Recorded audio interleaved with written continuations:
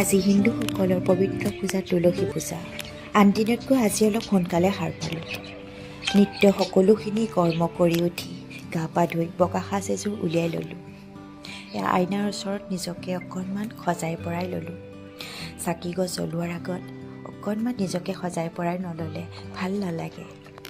সেইবাবে অকণমান সজাই পৰাই ল'লোঁ। এয়া ঘৰৰ মন্দিৰতে মই চাকি গছ জ্বলাই ল'ম তুলসী মাৰ কাৰণে। মন্দিৰৰ চাকি গছ এওঁৱে জ্বলায় সদায় গা পা ধুই।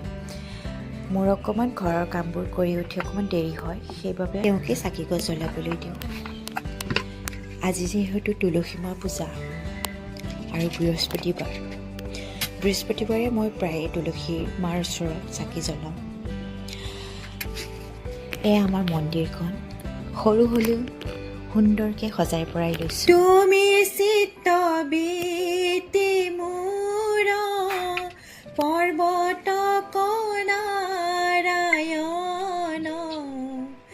তুমি নাথ মই নাথ বন্ত, চৰণত ছত্ৰ ছায়া দিয়া দূৰ পৰা মায়া, কৰা দয়া মোক ভগৱন্ত,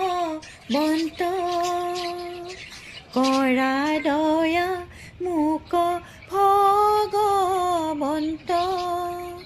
জয় মা তুলসী, জয় মা তুলসী, জয় মা তুলসী।